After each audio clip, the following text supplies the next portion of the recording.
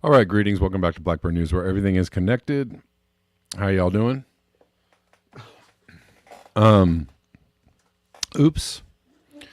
Kicking things already early in the show. Just kicking things all over the place. Greetings. We're live on Rockfin, Callin, and YouTube. Welcome back to Blackbird News, where everything is connected.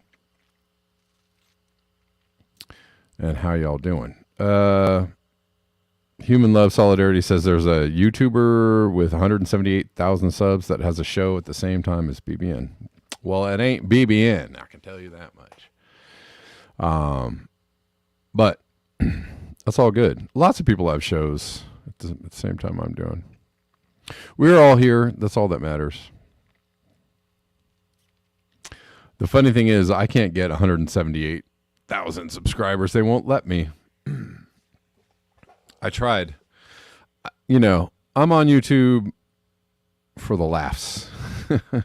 Exactly. All the cool kids are here. I'm here for the comedy jokes. I'm not here for subscribers. Yeah, they a few years ago they decided they weren't going to let me get any more subscribers, and then they decided they weren't going to let me get any views. When I got my strike, I was at first I was dismayed because I thought, I can't, I was about to be able to monetize my channel again because I'd reached some thresholds. And now I can't do it until November because the strike goes away in November. So I guess I'll have to wait till November, but I wasn't really that. So I was getting thousands of views on my videos a day, and then they started throttling that until I was down to like 200 views a day. And I was like, this isn't even right. This isn't even correct. So, it doesn't matter if I monetize my channel, not really, because they're going to skew the statistics or tell me things that aren't true about what's happening on my channel. So any statistics you see on YouTube, you really should be quite skeptical about any and all statistics, subscribers, likes, follows, views, everything. They are manipulating all of those things. Those things are not real on YouTube. You cannot rely on that data. Thank you, Christian. I appreciate that. Anyways, but we're all here and it doesn't really matter. We're just, you utilizing the platform to have a conversation, and that's all that really matters.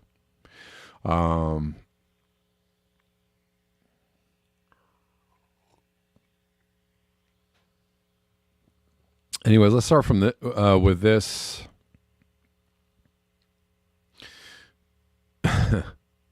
Melting much in Greenland. Well, we're going to talk about that. We're going to talk about melting in Greenland. But first, we'll look at this from Jordan Perry. Collapse of where folks are like someone in hospice asking for a new cancer test every morning and then demanding a point-by-point analysis of how they'll die when the test comes back confirming the terminal diagnosis. Can we move on to the acceptance phase, please? Groundhog's Day. I mean, on some levels, I agree. On other levels, I think it's totally appropriate to document and talk about and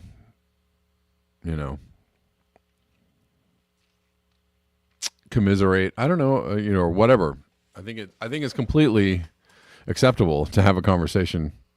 And then when you get tired of the conversation, you can leave the conversation, or you could decide to focus on other things. It's all good. Choose your path. I have actually gone into some kind of acceptance phase. I have. I'm really not trying to live like a complete hedonist on any levels. However, I do accept that the paradigm we live in is kind of how, it's the accepted reality. And to remove myself from that paradigm completely would be very painful. And I don't even know if it would be helpful. So I have one foot in the current, business as usual paradigm, and I have another foot in climate change collapse acceptance. And so that's how I live. And so outside of this channel, I don't spend a lot of time talking about this to people because they don't want to talk about it. And that's totally fine. I respect that. I don't sit around, guys, what are you doing? I just don't go, whatever. I'm living on everyone else's terms outside of this channel, but this channel allows me to live inside of the bubble called reality. Very harsh reality. And that's all it is.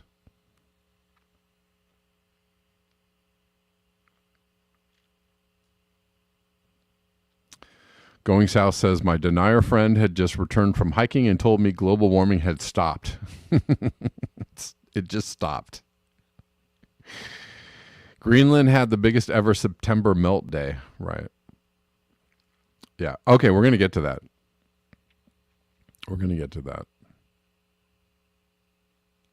Let's check in on Rockfin. Oh, I'm sorry. I didn't press the go live button. It's okay. I'm sorry, guys.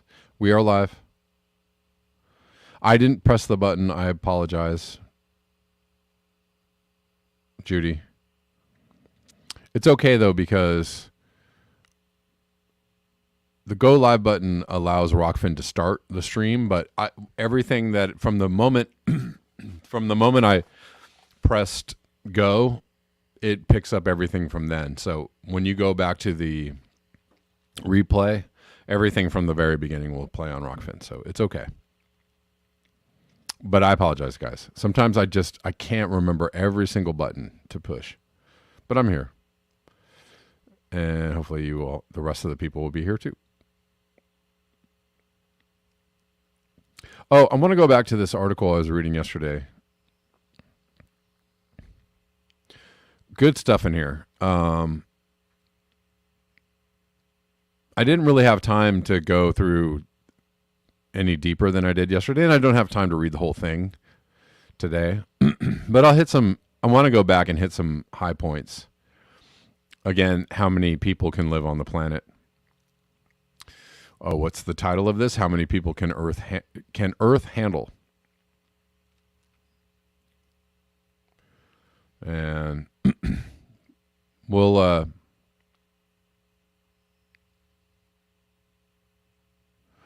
well, they start out the article with the story of a large volcano which killed off a lot of people. It was a bottleneck in human history where there were very few people on the planet. 100,000, between 50,000 and 100,000 years ago, the number of people on Earth hit as few as 10,000. So there was a possible extinction point there, but didn't happen.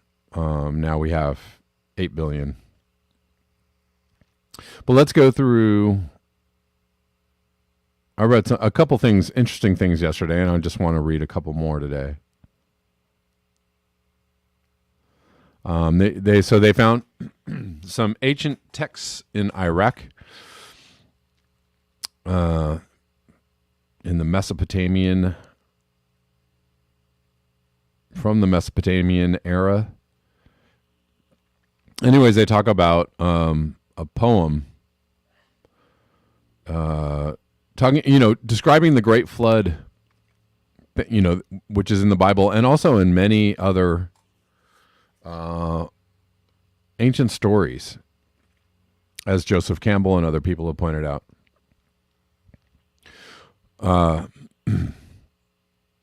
And all of these stories actually have to do with overpopulation, with too many people doing the bad. And the gods were unhappy with the too many people doing the bad. And so they brought upon the floods and the plagues and all the things.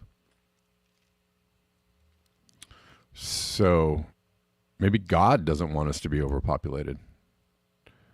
In the ancient tale, the gods became annoyed at all the noise and uproar created by the human hordes, as well as the lands bellowing like a bull.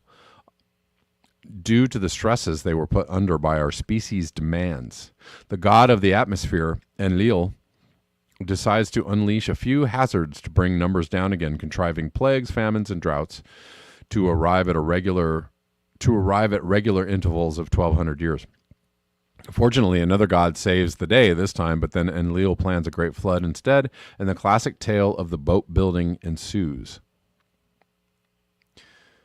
At the time, there were 27 to 50 million people. This is also interesting. I want to point out, it's funny because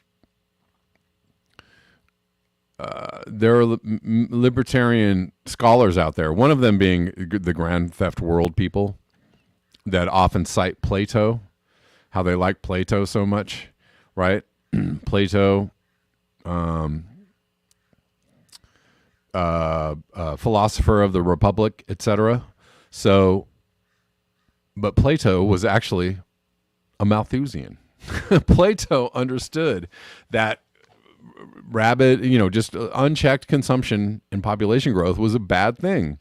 Oh, that's funny. I would like somebody to bring this up to these people that cite Plato all the time as that great scholar, that base their philosophies and teachings on Plato, but want to talk about how the overpopulation thing is a contrivance by the eugenicists and the Malthusians. Oh, no, Plato actually thought the same thing.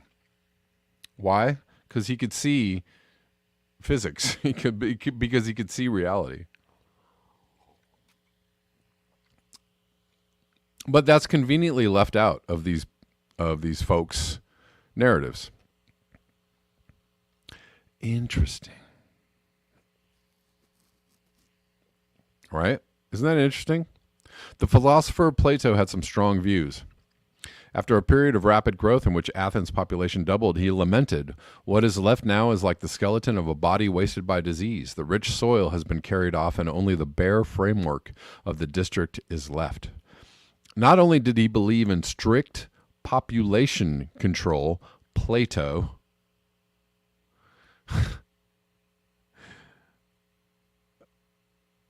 managed by the state, he eventually concluded that the ideal city should have no more than 5,040 citizens. Why the 40?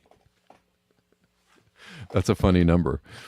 And thought setting up colonies was a good way of offloading any excess. But he also felt the importance of moderating consumption. So he was all for the regulation of human consumption and human population. Wow.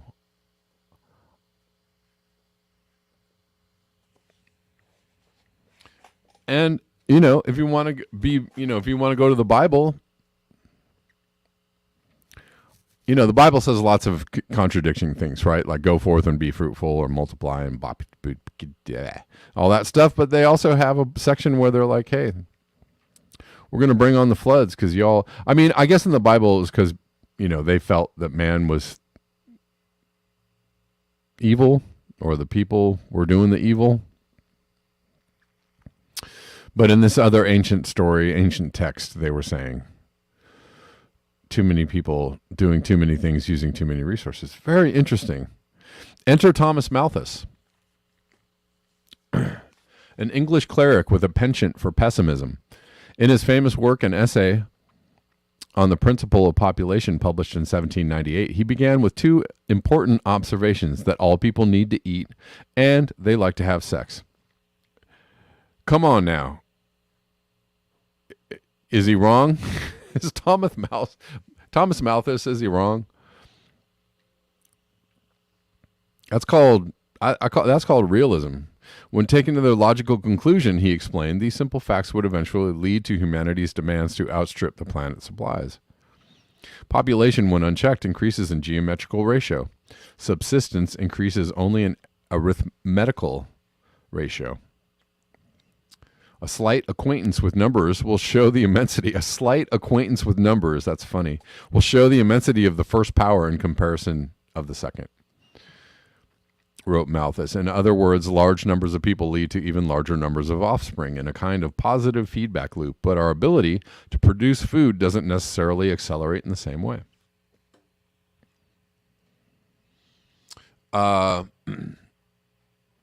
At the time of Malthus's essay, there were 800 million people on the planet. Then they go on to talk about Paul Ehrlich, etc.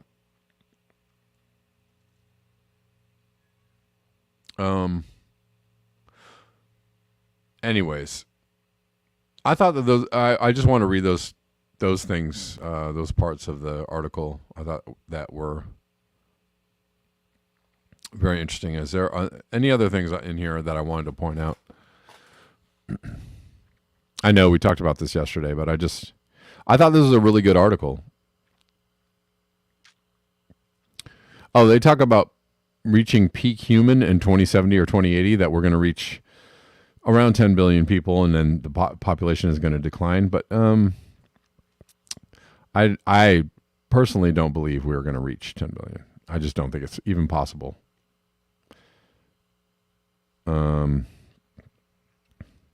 But let's get back down here. Hold on. Something else that was interesting, where they actually talk about the link between population and the economy.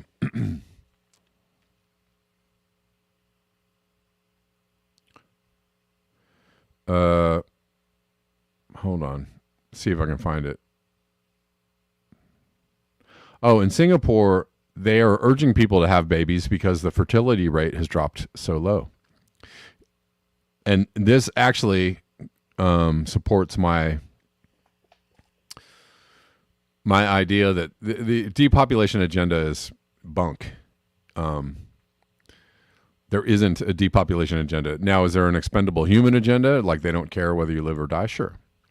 But if you depopulate the planet, or if you have a decrease in population, you're going to have a decrease in the economy. And they don't want that. Not right now. It goes against economic, the perpetual economic growth law. So if you have less people, danger for capitalism ahead. That's why, capitalists don't truly want population decline. Anyways, it's a key concept in economics. The more people you have, the more goods or services they can produce and the more they can consume. So population growth is the best friend of economic growth. Ding, ding, ding.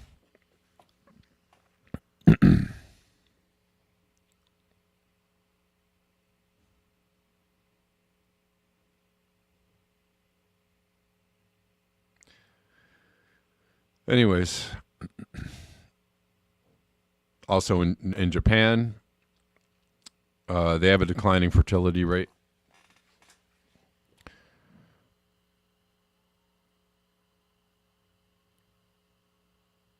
But there's a lot of people in Tokyo. Let me tell you, Tokyo is crowded.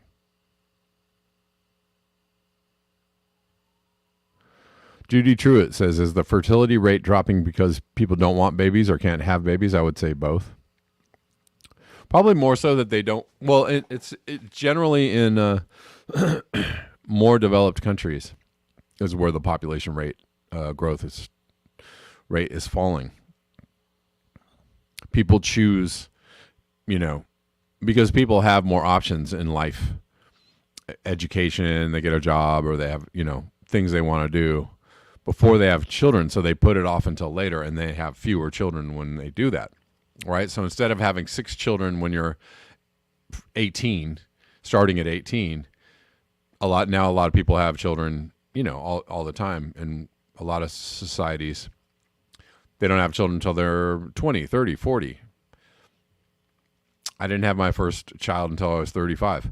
And then you have fewer children when you do that. Generally, not all the time, but.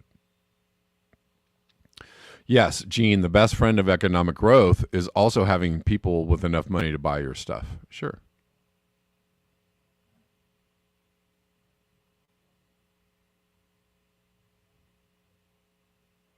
All right, I'm going to leave this article alone.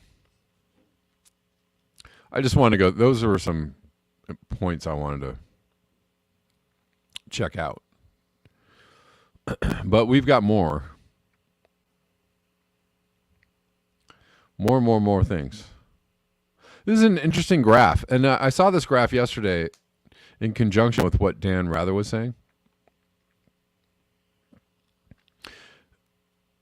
And when I glanced at it and I was like, that's interesting, but I didn't really look very hard at it. Annual count of days averaging 90 Fahrenheit. So this isn't days above 90 Fahrenheit.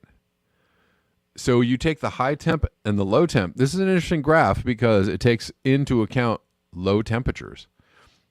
I'll show it to you.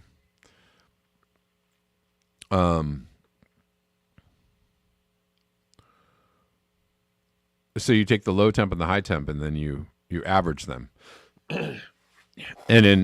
So if you do that, this is for Pasadena, California. This is where I live. So annual count of days averaging above 90 Fahrenheit. And then what you see here is the number of days, 2 being the peak, all along this graph until you get to around the year 2000. And then you have more of those happening, and then you have higher peaks, right? 3, 4, and then all the way to 10 in the year 2022. That's a pretty big jump. Somebody's like, that graph is misleading. I was like, how is it misleading? Look at the difference between 2 and 5 days. Well, I guess there's a kind of a difference between 2 and 5 and 10 days. Sorry, 2 and 10 days. It's called 5 times as many days. Isn't that an interesting graph, though? 10. So it was, it was kind of creeping up. There's more of those days after 1983. And then after the year 2000, it starts, kind of creeping up a little more. And you get some, 4 days a year, average temperature above 90 Fahrenheit. And then, wham, 10 in 2022. Okay, something is very different there. Sure, the climate is always changing, but not that much. Not by that degree. That's a lot.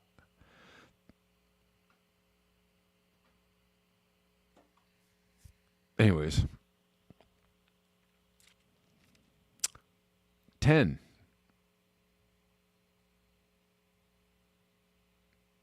days.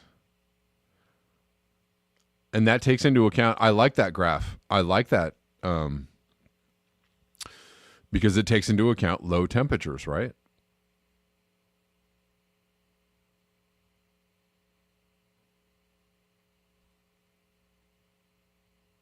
And you put the low temperature in there, and that that changes things. I like that. Jay Boston, ignorant people have kids. I don't know. Lots of people have kids. What are you trying to say? I have kids. You're saying ignorant people have more kids? Is that what you're saying?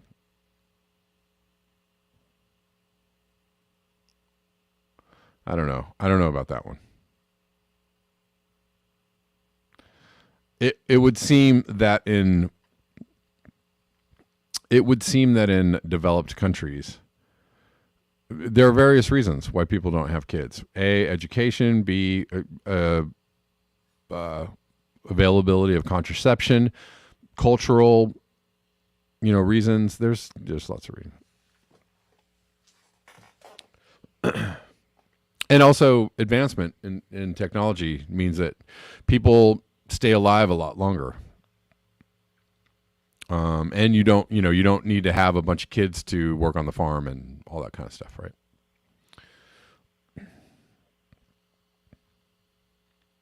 All right. Let's keep going.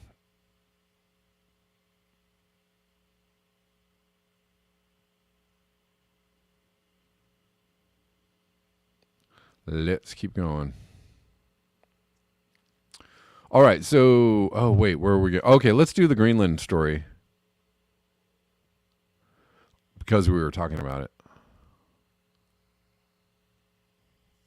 Western Greenland rose up to 36 Fahrenheit, 20 C above normal this past weekend. That's a big anomaly. The summit, the coldest part of the ice sheet, even rose above the melting point Saturday. Yikes. I think this link gets past the paywall. Thank you. Thank you, Poppy. Let's see. For the first time on record, Greenland saw extensive melting in September. Greenland just experienced its largest September melt event on record, and the kind typically seen in the middle of summer. Well, that's something. After a fairly cold and wet summer in Greenland, an unusually late heat wave last weekend caused extensive melting across the ice sheet, the kind of melt typically seen in the middle of the summer. Researchers say it's the largest melt event to occur in September, according to data sets spanning nearly 4 decades. It would be nice if they were longer, but maybe that's all they have. Longer than 4 decades. This event demonstrates how global warming does not only increase the intensity, but also the length of the melting season. Well, that's key too, right?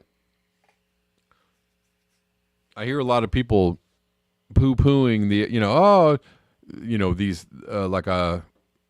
these heat records in various places. Oh, yeah, I've been that hot before. Oh, it's gotten that hot before. Yeah, but also in the equation is the number of days with, when it's that hot. Right? It's one thing, just like the heat wave we just had recently. I think typically you would see, maybe you'd get a 2-3 day spike where it'd be in the hundreds. But when you get, 7, 8, 9, 10 days in a row of 100 degrees, that's, that is not something in my own historical memory that I remember happening. I mean, that was a lot of heat for a long time. It was very brutal.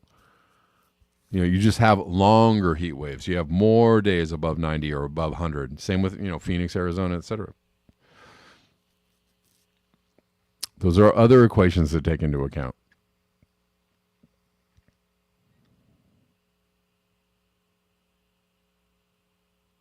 Anyways, tens of billions of ice were lost. As the climate shifts, researchers expect longer and stronger periods of warmth to affect the ice sheet, increasing overall melt.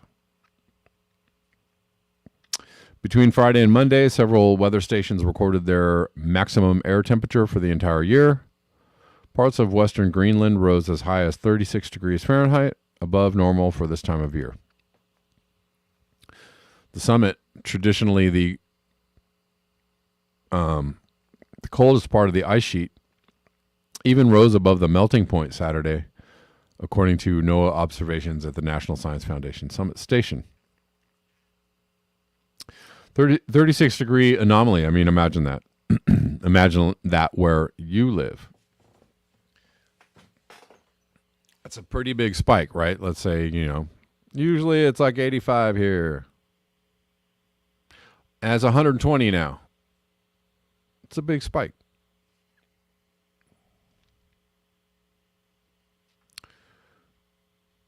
Or maybe you never see 100. Maybe in a place where you never see 120, all of a sudden, say Canada, British Columbia, and they've had that happen a few times. When you see that kind of spike in a place where it doesn't normally happen, then you're like, whoa.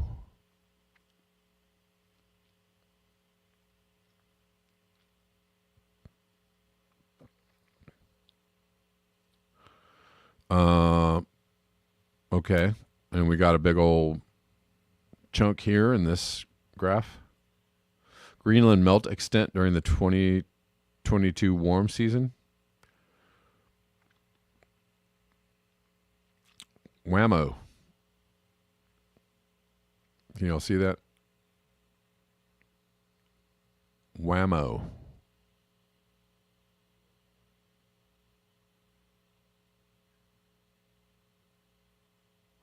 All right. Didn't mean to do that. We were talking about tipping points as well yesterday.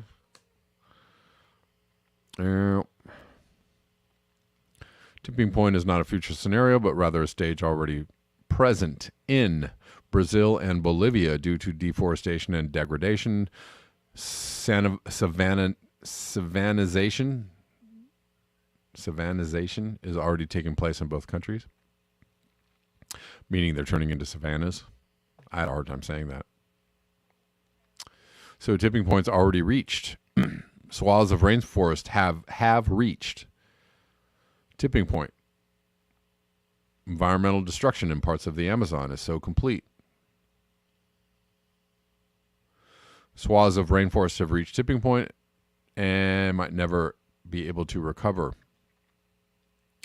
A study carried out by scientists and indigenous organizations has found the tipping point is not a future scenario, but rather a stage already present in some areas of the region. There you go.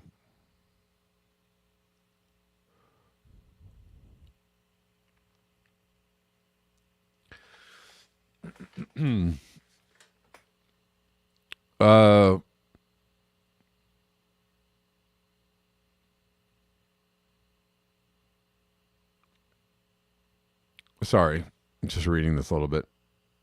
Scientists from the Amazonian Network of Geo-Referenced Socio-Environmental Information worked with the coordinator of indigenous organizations of the Amazon Basin to produce the study Amazonia Against the Clock, one of the biggest so far, covering all 9 of the nations that contain parts of the Amazon. It found that only 2 of the 9, tiny Suriname and French Guiana, have at least half their forest still perfectly intact.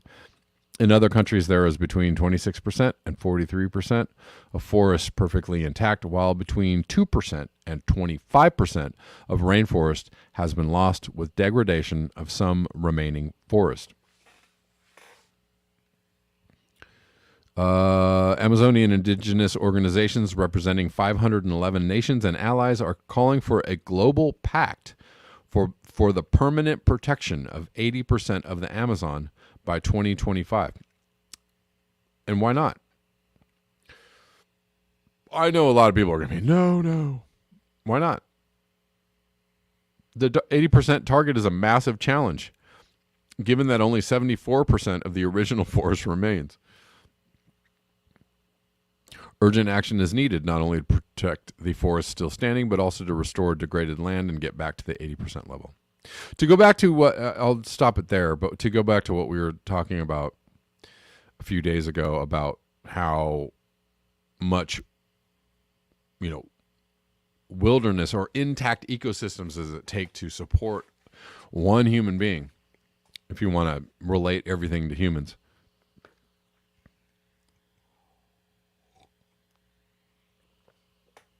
Again, I would say that that equation is conservative, right? Because, from a holistic view, ecosystems, intact ecosystems and forests, and they rely on a lot of factors, right? A lot of larger overall environmental factors, right? Right, you have huge forces like El Nino and La Nina, and these huge global forces that have effects on rainfall and drought and heat and all that. So I would say you have to even go wider than that. It's not just about the forest, right? It's even what's around the forest or what's outside of the forest, or et cetera, et cetera.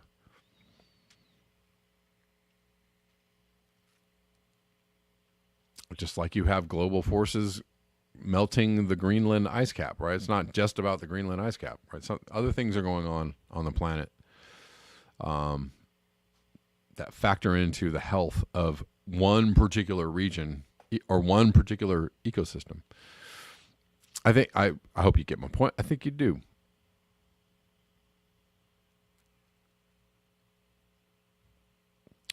Fracking is back in England and good old, jolly old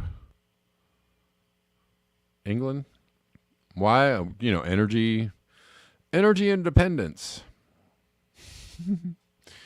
That's funny. Breaking the government. I was just looking at this weird cartoon. Breaking the government has lifted the ban on fracking in UK. Fracking causes earthquakes, is hated by the local communities, would take 5 to 10 years to kickstart, and won't even lower the price of the fuel, right? This isn't from radical climate activists. It's from a government official. But they're going to restart fracking to boost energy supplies, right? Didn't we do this? We did this in the U.S. before, right? Got to have that energy independence.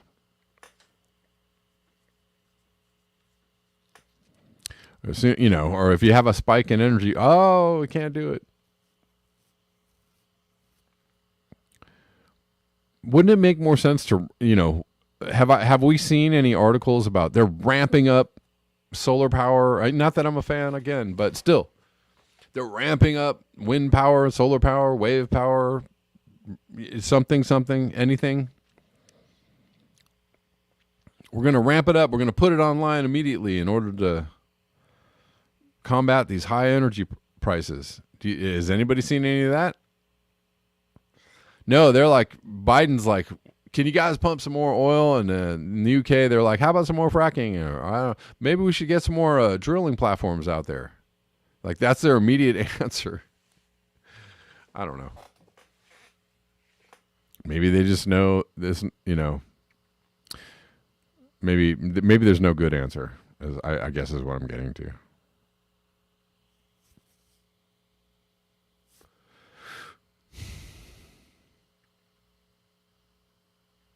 But yeah, you know, when people, as soon as anything rocks the boat, the normalcy boat, the cheap goods and fun times consumer boat, if anything ever gets in the way of that,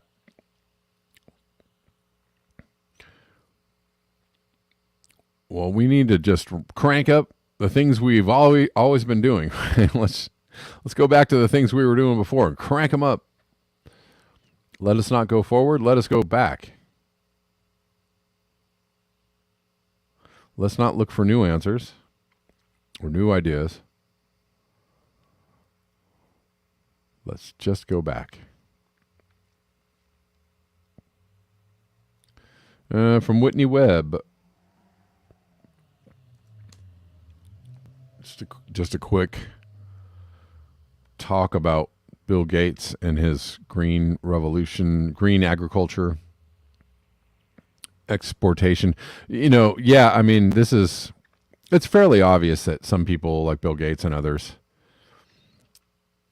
are using climate change as an opportunity to requisition the land and control the food supply. Bill Gates promoted and exported the Monsanto model of agriculture and helped trap farmers in debt slavery. If you think it's a good idea to trust him on environmental issues and climate change, maybe revisit his previous efforts to green the world. Anyways, this is a excerpt. Gates-funded green revolution in Africa has failed, critics say. Celestine Otieno works for an organization promoting ecologically friendly farming practices in Kenya. She says the Bill and Melinda Gates Foundation-funded Green Revolution project pushes an industrial model of agriculture that injects poisons into the soil. So no, no, no. Well, and we've seen that in India as well. Yeah, maybe let's not have Bill Gates anywhere near climate policy, the funding of climate policy or the direction of climate. Let's not do that.